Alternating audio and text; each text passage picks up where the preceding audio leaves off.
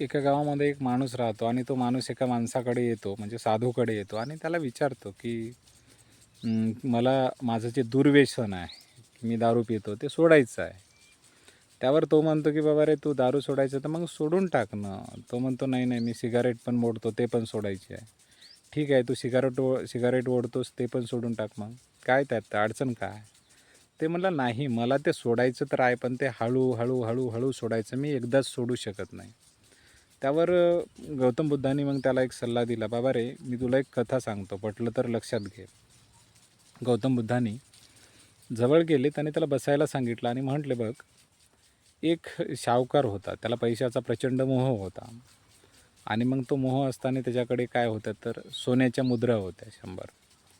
त्याला त्या पैशाबद्दल एवढं आकर्षण होतं की त्याला दिवसा उठता बसता फक्त पैसा पैसा मेंदूत खेळत होता. आणि लोक त्याला त्या पैशामुळं जी प्रतिष्ठा देत होते, त्या खोट्या प्रतिष्ठेने तो अडकलेला होता. मग काही दिवसाच्या नंतर त्याला सांगितलं की ह्या सगळ्या गोष्टी तुला सोडायच्या आहेत ना, तुला कळलं ना आता सत्य काय आहे ते. मग त्यानं काय सांगितलं की या नदीत जाऊन तू सगळ्या मुद्रा टाकून दे सोन्याच्या.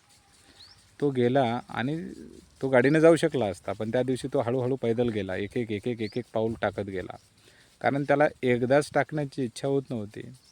तिथे गेला तरी तो सकाळपासून एक मुद्रा टाकायचा थांबायचा, एक मुद्रा टाकायचा थांबायचा, एक मुद्रा टाकायचा, असं करत करत साधूंनी सायंकाळी येता येता बघितलं, शेवटची मुद्रा त्याच्या हातातून काही निघेना. साधूंनी आले आणि पटकून लगे ती मुद्रा घेतली आणि पाण्यात टाकून दिली आणि त्याच्यावर रागावले की हे काय करतोस तू. त्यावर तो म्हणला की मी मुद्रा टाकतोय. त्याच्यावरून त्याला एक गोष्ट सांगितली गेली की तुझी जी काही सोडण्याची एखादीची मनोअवस्था आहे, मनोभावना, की तुला त्याग करण्याची जी अवस्था आहे, तू आजही सोडावं लागणार आहे, उद्याही सोडवला. मुद्रा जर तू एकदाच 100ला 100 पाण्यात टाकल्या असतं तरी काय फरक पडला असता. तुला ते त्याग करायची हे जर इच्छा मनातून असेल तर सगळंच त्याग करावं लागेल. मग आयुष्यामध्ये काही गोष्टी अशा असतात की तुम्हाला जर त्यागच करायचे असतील तर मनातून करा. जर तुम्हाला त्या त्याग करायच्या नसतील तर त्याला किती काळ चिटकून राहायचं ते ठरवा.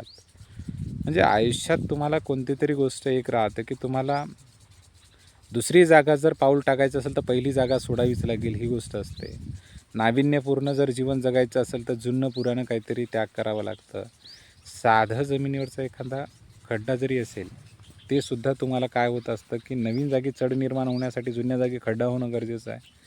मग जर परिस्थिती प्रत्येक ठिकाणी बदलतच असते, नाविन्याचा स्वीकार करण्याची हिंमत होत नसेल आणि किंवा करायचं असेल तुम्हाला नाविन्याचा स्वीकार, तर मला वाटतं की नाही का तुम्ही लवकरात लवकर तो स्वीकार जर केला तर खूप चांगलं होईल. ओके.